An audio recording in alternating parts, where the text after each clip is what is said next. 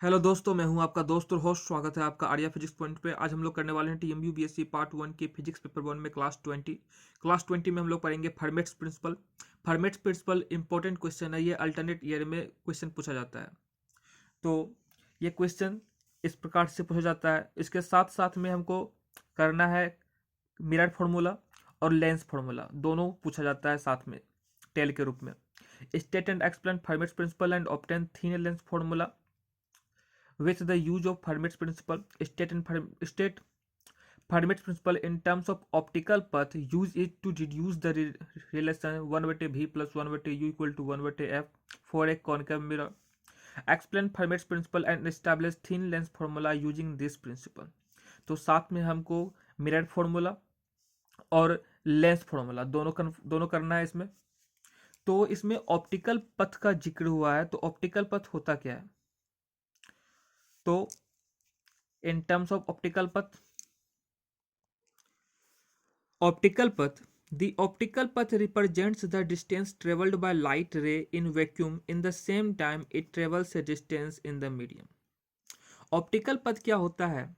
एक लाइट रे वैक्यूम में जितना डिस्टेंस ट्रेवल्ड करता है उतना ही समय में यदि वह लाइट रे किसी मीडियम में डिस्टेंस ट्रेवल करे तो उसी को हम लोग कहेंगे ऑप्टिकल पथ।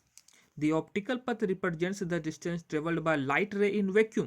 In the same time, it travels a distance in the medium. The path of a right ray in any medium is given by d equal to v into t होगा। d जितना distance वो travel करेगा। Mu equal to क्या होता है? हम लोग जानते हैं म्यू इक्वल टू होता है velocity of light in vacuum by velocity of light in medium. तो v इक्वल टू क्या हो जाएगा? c by mu. ऑलराइट, तो v का वैल्यू इस इक्वेशन में रखेंगे तो d बराबर क्या हो जाएगा? c by mu into T. Therefore mu D equal to C T. ये जो म्यू डी है यही होगा the product is called optical पथ। म्यू क्या है? किसी मीडियम का अपवर्तनांक है म्यू, और डी क्या है? उस मीडियम में तय किया गया डिस्टेंस। और ये इक्वल टू क्या हुआ? लाइट रे जितना वैक्यूम में डिस्टेंस ट्रेवल करता है उसके इक्वल हो गया। तो mu D equal to C T. ये म्यू डी क्या है? ऑप्टिकल पथ। लाइट रे वैक्यूम में जितना डिस्टेंस तय करता है उतना ही किसी मीडियम में डिस्टेंस तय करता है उतना ही समय में, यही कहलाता है ऑप्टिकल पथ। फर्मेट्स प्रिंसिपल कहता क्या है? Formats principle of least time states that A ray of light passing from one point to another point of any number of reflections or refractions chooses a path along which the time of traversal is least. किसी एक point से a ray of light passing from one point to another point, एक point से another point जो ray of light pass हो रहा है by any number of reflection और रिफ्रैक्शंस, वो एक ऐसा पथ चूज करेगा जिसमें जो लाइट ट्रेवल करेगा उसका टाइम ऑफ ट्रेवर्सर क्या होगा? वो लिस्ट होगा, सबसे कम होना चाहिए। This principle is true for reflection और refraction at plane surfaces only. और ये जो लॉ है ये सिर्फ प्लेन सरफेसेस के लिए ही ट्रू है। बट इफ द रिफ्लेक्शन और refraction occurs as spherical surfaces, जब ये स्फेरिकल सरफेसेस में होता है रिफ्लेक्शन और रिफ्रैक्शंस, द पथ में बी आइदर मैक्सिमम और मिनिमम, या तो वह पथ मैक्सिमम होगा या फिर वह पथ मिनिमम होगा, और इसी को कहते हैं stationary. Hence that is it is known as Fermat's principle of stationary path. इसमें क्या होगा? म्यू इंटू डी एल क्या होगा? From A to B distance, from point A to point B, ये ऑप्टिकल पथ स्टेशनरी होगा। Alright, जब इसका हम लोग करेंगे डिफरेंशियल, तो स्टेशनरी का डिफरेंशियल पथ मैक्सिमम और मिनिमम का क्या हो जाता है? Zero. Laws of reflection, point P है और पॉइंट क्यू है। पॉइंट पी से पॉइंट क्यू तक रे ऑफ लाइट पहुंच रहा है थ्रू पॉइंट ओ। ये कौन बन रहा है? Angle of incidence phi one है, angle of reflection phi two है, तो ये भी फाइव वन हो जाएगा, ये भी फाइव टू हो जाएगा। पी से ए का डिस्टेंस कितना है? H one. हाइट कितना है? पी से ए एच वन, और क्यू बी कितना है? H two. ए ओ है एक्स, ए बी है एल, तो ओ बी कितना हो जाएगा? L minus X. O N क्या है? ओ एन नॉर्मल है। यहाँ तक क्लियर है? फिगर ठीक से कर लीजिएगा। Let P O Q is the path of ray from one fixed point P to another fixed point Q why the point O on the reflecting plane surface A B draw perpendicular PA H1 and QB H2 from points P and Q respectively on the mirror.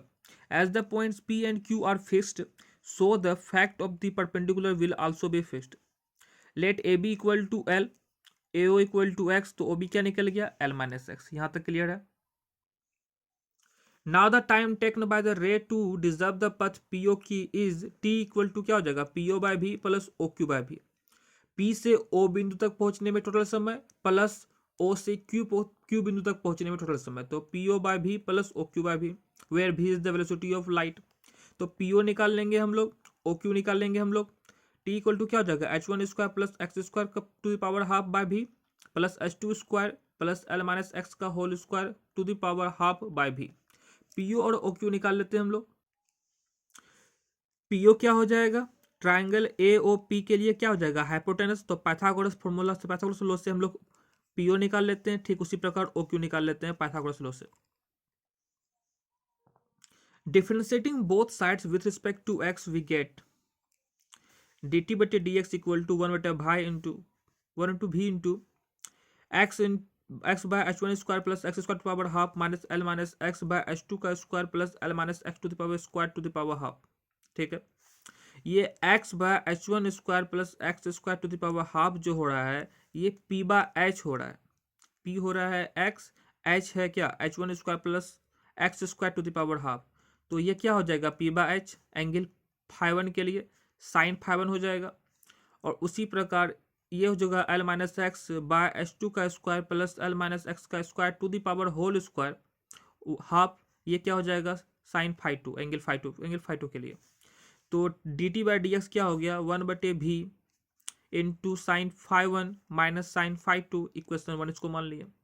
अब हम लोग deduction of Fermat's principle from laws of reflection करते हैं. Laws of reflection में होता क्या है, angle of incidence equal to angle of reflection. आपतन कोण परावर्तन कोण के बराबर होता है. जब आपतन कोण परावर्तन कोण के बराबर हो जाएगा तो φ1 इक्वल टू φ2, तो साइन φ1 इक्वल टू साइन φ2 हो जाएगा. साइन φ1 में साइन φ2 घटाएंगे तो क्या हो जाएगा 0. तो इस प्रकार से dt बटे ds कितना निकल जाएगा, ds कितना निकल जाएगा 0 निकल जाएगा. This is Fermat's principle. अब हम लोग क्या करेंगे, लॉज ऑफ रिफ्लेक्शन निकालेंगे, deduction of Fermat's principle from laws of reflection हम लोग निकालें. अब हम लोग deduction of laws of reflection from Fermat's principle निकालेंगे. According to Fermat's principle dt by dx क्या हो जाएगा 0. ठीक, फ्रॉम इक्वेशन 1 वी हैव 1 बटे v into sine φ1 minus sine φ2 equal to 0. ये ठीक है, dt dx का वैल्यू क्या था 1 बटे v into sine φ1 minus sine φ2, ये भी क्या हो जाएगा 0. तो इस प्रकार से साइन φ1 जो होगा वो साइन φ2 के इक्वल होगा. तो अगर if sine φ1 equal to sine φ2 therefore φ1 equal to φ2. Alright, ये angle of incidence angle of reflection के इक्वल हो गया. This is the second law of reflection. तो इस प्रकार से second law of reflection is established. अब फर्स्ट लॉ ऑफ रिफ्लेक्शन होता क्या है, फर्स्ट लॉ ऑफ रिफ्लेक्शन होता है क्या, क्या होता है, incident ray, reflected ray and जो नॉर्मल होता है वो तीनों एक ही समतल में होता है. आपतित किरण, परावर्तित किरण और आपतन बिंदु पर डाला गया विलंब सभी एक ही समतल में रहता है. तब वो करेंगे. The straight lines PO and OQ intersecting at O will always lie in one plane. PO and OQ क्या हो रहा है, इंटरसेक्ट कर रहा है पॉइंट O पे. But that plane will be normal to the mirror AB. और वो प्लेन क्या है AB के NO नॉर्मल है उस पर. Thus the incident ray PO, reflected ray OQ and the normal ON at the point of incidence O will lie in one plane. Thus the first law of reflection is established. जो PO है OQ है और ON है सभी तो एक ही point O पे है. तो इस प्रकार से first law of reflection is established. इस प्रकार से रिफ्लेक्शन का दोनों जो लॉ था वो एस्टैब्लिश्ड हो गया. Second law angle of incidence equal to angle of reflection. और थर्ड लॉ क्या था, सॉरी फर्स्ट लॉ क्या है, angle of incident ray, reflected ray and the normal are at this same one plane. अब laws of refraction को करना है. तो एक P पॉइंट है, Q एक पॉइंट है, ठीक है, μ1 एक मीडियम है, μ2 एक मीडियम है। तो P से दूसरे मीडियम में म्यू टू मीडियम में जा रहा है रे। तो यहाँ पर एंगल ऑफ इंसिडेंस कितना है, φ1, एंगल ऑफ रिफ्लेक्शन कितना है, φ2। जब ये φ1 है तो ये भी φ1 हो जाएगा, ये φ2 है तो ये भी φ2 हो जाएगा। ऑलराइट, P से A है डिस्टेंस h1, Q से B डिस्टेंस है h2। यहाँ तक क्लियर है। AO मान लिए x और AB मान लेते हैं L, तो OB क्या निकल जाएगा, L minus x. Alright, figure ठीक से कर लीजिएगा। और NOM क्या है, normal. Let AOB is a surface separating two media of refractive indices mu1 and mu2. The velocities of light in these media are v1 and v2 respectively. P and Q are 2 points in two media. P in medium mu1, Q in medium mu2. A ray POQ connects them. POQ दोनों medium को क्या करता है, media को connect करता है। The time taken by the light ray to go from P to Q is given by T equal to PO by V1 plus OQ by V2। Medium μ1 में जो वेलोसिटी है वो V1 है, medium μ2 में जो velocity है वो V2 है। तो पॉइंट P से O तक पहुंचने में लगा समय प्लस पॉइंट O से पॉइंट Q तक पहुंचने में लगा समय। तो T इक्वल टू क्या हो गया, PO by V1 plus OQ by V2। तो मान लेते हैं क्या हम लोग, AO माने x तो AB माने L, तो OB कितना निकल गया, L माइनस एक्स। तो T इक्वल टू क्या निकल जाएगा, निकालते हैं कि किससे यूज करते हैं हम लोग, पाइथागोरस लोग यूज करते हैं। तो हम लोग PO निकाल लेते हैं और इधर से हम लोग OQ निकाल लेते हैं। ठीक है, PO क्या हो जाएगा मेरा, एक्स स्क्वायर प्लस h1 का स्क्वायर अंडर रूट, और ये क्या निकल जाएगा मेरे पास, h2। OQ निकल जाएगा h2 square plus L minus x का होल स्क्वायर अंडर रूट। तो T इक्वल टू क्या हो जाएगा, h1 square plus x square to the power half by V1 plus h2 square plus L minus x to the power half by V2। Differentiating both sides with respect to x, we get dt by ds equal to 1/v1 x by h1 square plus x square to the power half minus 1/v2 equal to l minus x by h2 square plus l minus x square to the power square by half to the power square power half। ये हो गया। अब ये देखिए p/h हो रहा है x by h1 square plus x square to the power half। Angle φ1 के लिए P हो जाएगा x और h हो गया ये, तो P/h हो रहा है साइन φ1 हो जाएगा, और इसी प्रकार से ये क्या हो जाएगा, साइन φ2। तो dt/dx इक्वल टू क्या हो गया, 1/v1 sign φ1 minus 1/v2 sign φ2। ठीक, हम लोग क्या करते हैं, v नोट से ऊपर गुना कर देते हैं, नीचे भाग कर देते हैं। तो 1/v नोट कॉमन हो जाएगा, v naught by v1 sine φ1 minus v naught by v2 sine φ2। ये v नोट बाय v1 जो होगा वो μ1 होगा, v नोट बाय v2 जो होगा वो μ2 होगा।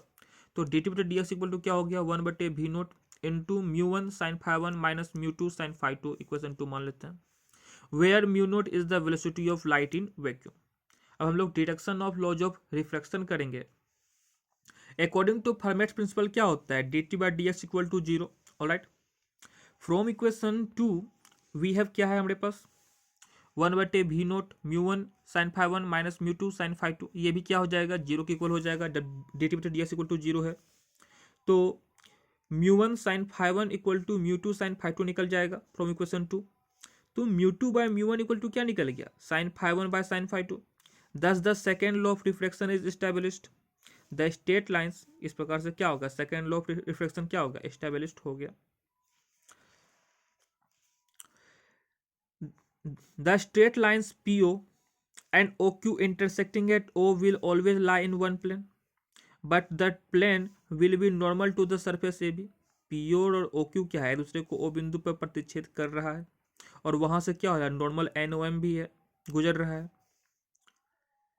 Hence, the normal NOM to the surface at O will be contained in the plane of OA and PQ. Thus, the first law of refraction is established कि आपतित किरण, अपवर्तित किरण तथा आपतन बिंदु पर डाला गया विलंब तीनों एक ही समतल में है। तो ये भी हो गया एस्टैब्लिश्ड।